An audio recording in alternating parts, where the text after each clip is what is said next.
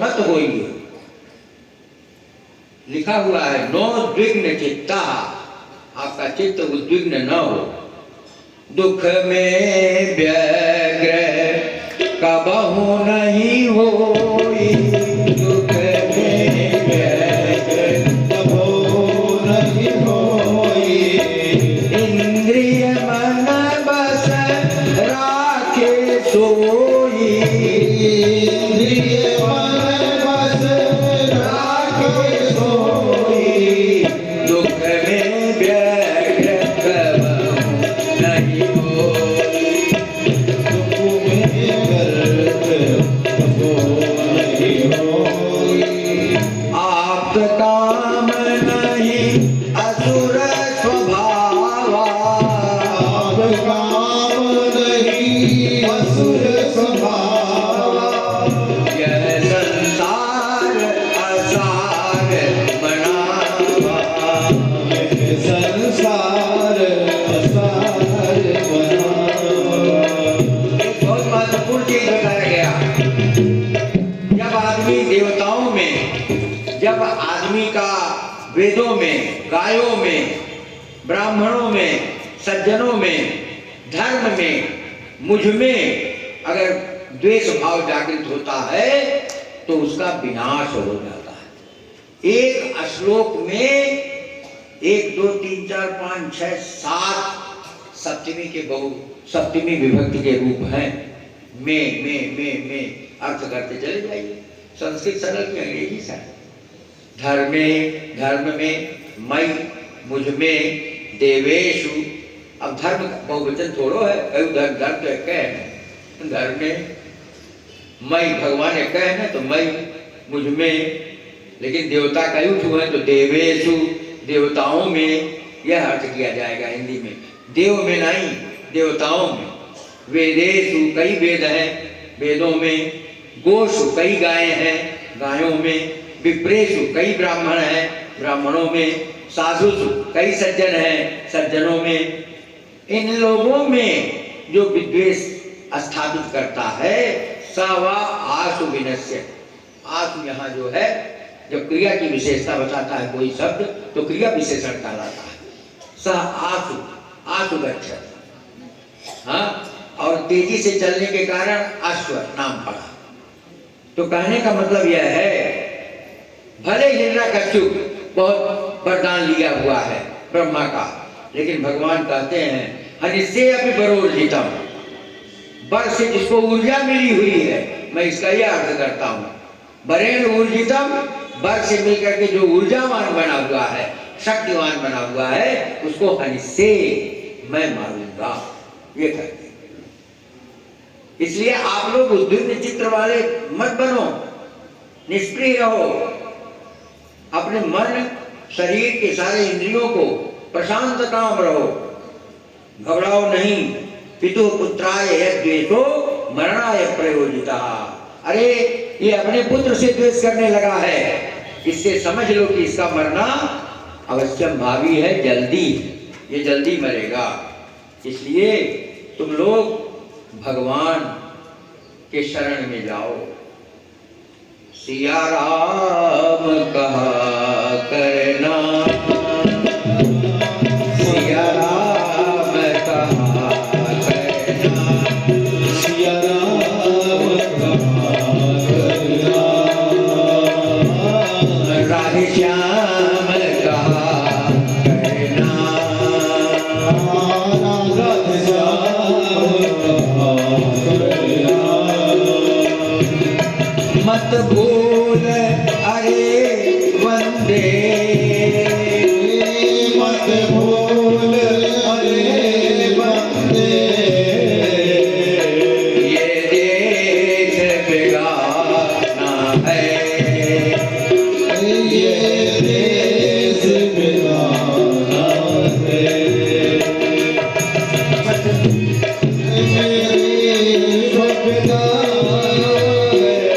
मत भूल अरे बंदे, मत भूल अरे बंदे। ये देश बिगाना है,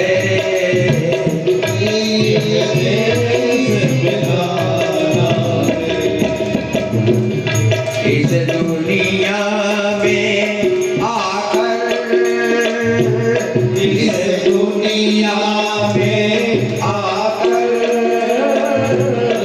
वापस भी जाना है, वापस भी जाना है। माया के चक्कर से माया से बचा करना, माया के चक्कर से माया से बचा करना, माया के चक्कर से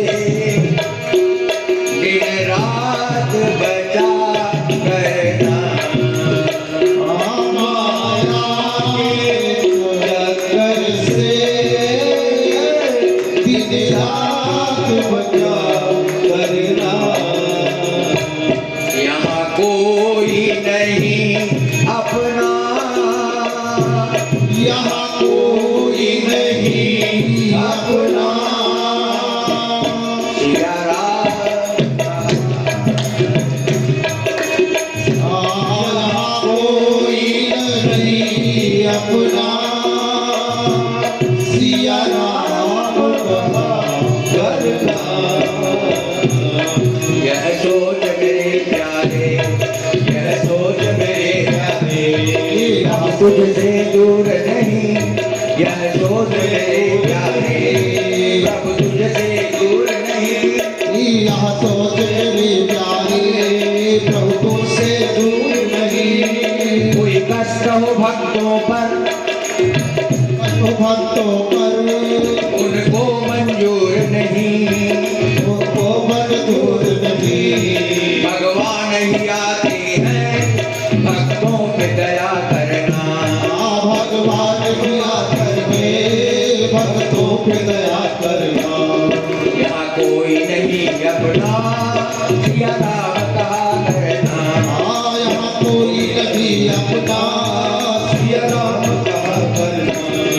राधे श्याम कहा करना, सिया राम कहा करना, राधे श्याम कहा करना, सिया राम कहा करना। बोलिए भागवत भगवान की जय। और एक दिन बेटे को अपने गोद में बैठाता है प्रहलाद को, और कहता है संसार में तुम किसको अच्छा मानते हो मेरे प्यारे बेटे प्रहलाद? तो प्रहलाद जी कहते हैं पिताजी, संसार में स्त्री पुत्र इत्यादि में दो चीजें होती हैं, एक अहम का भाव, एक मम का भाव।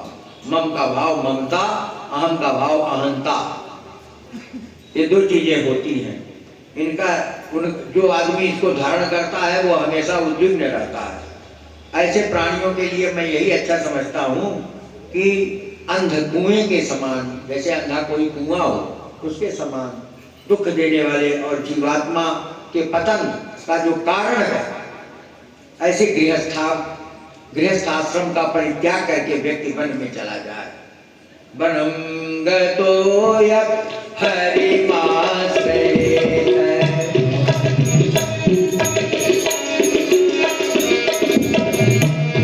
और वहां जाकर के क्या करें? भगवान का भजन करें। पुत्र के द्वारा अपने शत्रु की प्रशंसा सुना, भगवान तो हिरण्यकश्यप का शत्रु था, उसकी प्रशंसा सुना तो वह गुस्सा गया और कहा कि इसको गुरु के समीप में ले जाओ। ये उल्टा पलटा पढ़ करके आया और जाकर के उनसे कहा देना कि इसको जो मैं कहा वो वही पढ़ावे। गुरु ने कहा कि जब मैं जो पढ़ाता हूं क्यों तुम उल्टा पढ़ता? कहने कि क्या करें, मेरा जो आप पढ़ाते हैं सब चीजें हम भगवान को समझ लेते हैं। गुरुदेव एकमात्र भगवान है तो है सबकी बुद्धि के प्रेरक। जैसे चुंबक के समान, चुंबक के पास लोहा खींच जाता है, वैसे भगवान के पास मैं खींच जाता हूं। और मैं क्या करूं? प्रहलाद यह कहकर मौन हो गए। गुरु के पुत्र ने प्रहलाद को डांटा और शिष्यों से कहा कि जरा एक बेत तो लाओ। गुरु पुत्र ने प्रहलाद को डांटते हुए कहा, बेत लाओ, इसको बिना दंड के ये ठीक नहीं होगा। ये दैत्य वंश में चंदन, दैत्य वंश का जो चंदन वन है उसमें बबूल के वृक्ष के समान ये पैदा हो गया। उल्टा उपमा दे रहा। गुरु के पुत्र ने प्रहलाद को डांट फटकार करके भयभीत कर दिया। फिर उसे और भी शिक्षा देने लगे। तो फिर उसका मस्तक सूंघ करके दैत्यराज ने पुत्र जब आता है तो जो माँ होती है पढ़ी लिखी पुराने जमाने वाली, वो उसका मस्तक अपने नाक के पास करती है और सूंघती है और उसे आशीर्वाद देती है कि तुम बहुत दिनों तक चिरंजीवी बनो। ऐसी क्रिया जो पुराने विचारधारा वाली होती है वो करती है। कहीं जाता है सूंघती है, तब जाओ। मैं तुम्हारी सुरक्षा का भार मेरे ऊपर है, माँ का। आज यहाँ कहते हैं उनका प्रेम से माथो सूंघा और कहा, मेरे प्यारे प्रहलाद, इतने दिनों तक तुमने कौन सी उत्तम शिक्षा प्राप्त किया? स्कूल में गए? कहना बताओ और क्या, किस लिए मैं पूछ रहा हूँ? कहे श्रवणम कीर्तनम विष्णु, श्रवणम कीर्तनम विष्णु, स्मरणम पाद सेवनम, श्रवणम कीर्तनम विष्णु, स्मरणम पाद सेवनम।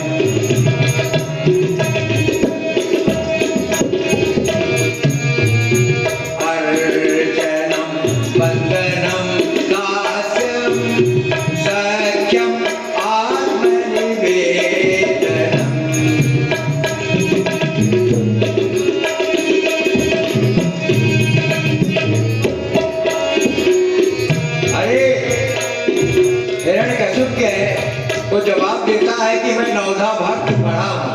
कहे सब उल्टा पलटा पढ़ रहे हो। कहे क्या करें? जब आप गए थे जब वहां तपस्या करने, तो इंद्र जो है उनके पत्नी को कयादुक मारने, उनको लेकर के अपने यहाँ जाकर के समाप्त करना चाहता था, जिसमें मेरा दुश्मन पल रहा है।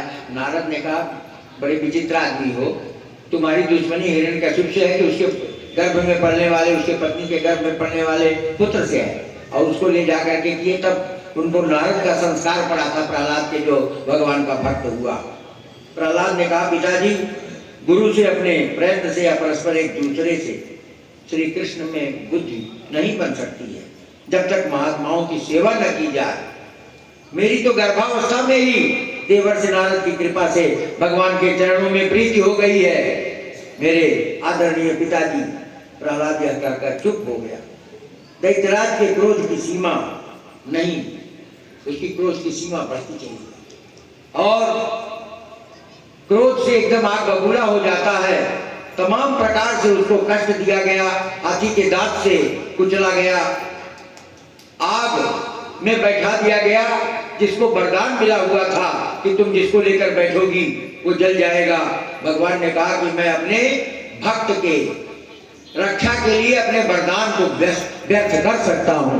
और होलिका ऐसी जली कि हर साल जलती है और जल करके बताती है इस साल भी जलेगी, और आपको बताएगी कि ऐ संसार के लोगों, भगवान के भक्त के ऊपर कभी भगवान के वरदान का प्रयोग मत करना, नहीं तो तुम विनष्ट हो जाओगे।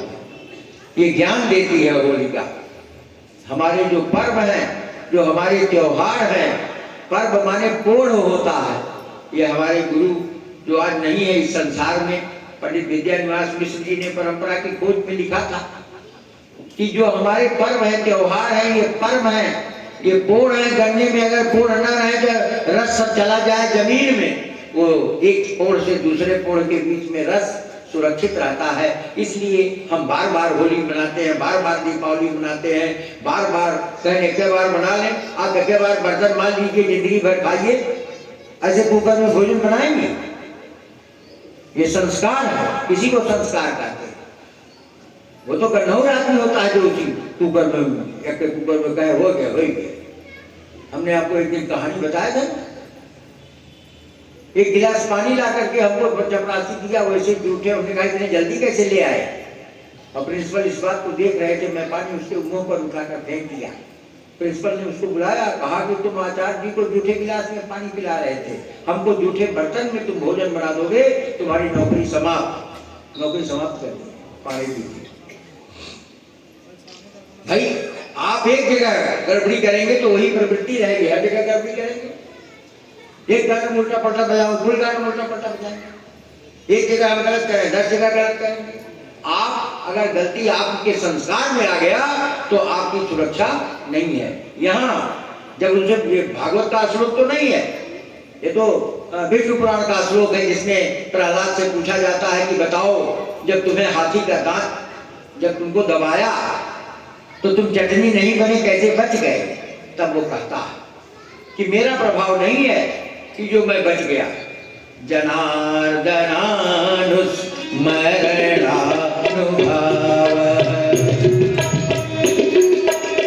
भगवान का एक नाम क्या है? जनार्दन। भगवान के 1000 नाम है विष्णु सहस्त्र नाम में, लेकिन हर नाम हर गुण के लिए है अलग अलग। यहाँ जनार्दन कहने के पीछे एक रहस्य खोलना चाहते हैं व्यास। जनार्दन वह है जो लोगों के कष्ट को दूर करे। आज महान कष्ट हाथी के द्वारा इसको दिया जा रहा है, इसलिए वहां पर व्यास लिखते हैं भगवान का पर्यायवाची 999 माइनस कर दिए और एक पर्यायवाची जनार्दन का प्रयोग करते हैं कि जनार्दन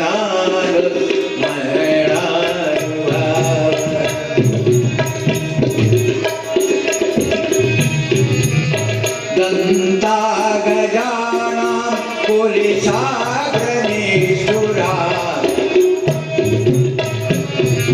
हाथी के दांत वज्र के समान निष्ठुर होते हैं। और कहते हैं अच्छा, आग में जब तुम्हारी बुआ लेकर बैठ गई था, कहे कि हमको तो लग रहा था कि चारों ओर कमल बिछा हुआ है, कमल की पंखुड़ियां हैं। पश्यामि पद्मा पद्म माने कमल, आस्तरण माने बिछौना। पश्यामि पद्मास्तरणास्त्रितानि, त्रितानि माने फैला हुआ। आदैस वन्ने पवनेरिगो मां तमां दहत्य प्रसमन्ततोऽहम्। ये हमको जला नहीं पाई, हमको लगा कि चारों ओर कमल का फूल बिछाया गया है। और आप जानते हैं एक जगह कहा गया है अग्नि भी शीतल हो जाती है। अग्निश्च शीतताम याति, जलम च स्थलताम गतम।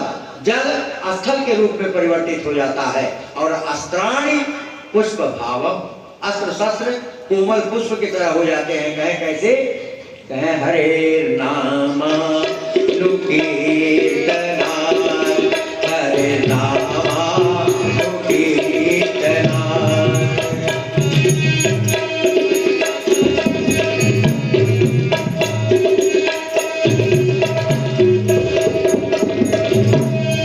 भगवान के नाम का उच्चारण करने से सारे कष्ट दूर हो जाते हैं, अग्नि शीतल हो जाती है, जल स्थल के रूप में परिवर्तित हो जाता है और अस्त्र में पुष्प भाव आ जाता है, यह कहते हैं। और उसके बाद में आगे चल करके प्रहलाद द्वारा दैत्य बालकों को भागवत धर्म का उपदेश दिया जाता है। हे उल्टा पलटा वो बताते हैं कि हे असुर कुमारा मति सुकुमारा, कौन प्रयास दिखाई, कौन प्रयास दिखाई। घट घटवासी हरि अविनाशी, या में प्रीति लगाई, सब प्राणी सखा नहीं ताहि लखा, भटकत भोग बुझाई, भटकत भोग बुझाई। धन नारी सुता सुत भूमि निधि, धन नारी सुता सुत भूमि निधि। नस्वर सबहि बताई, नस्वर सबहि बताई। आगे क्या कहते हैं? हरि आनंद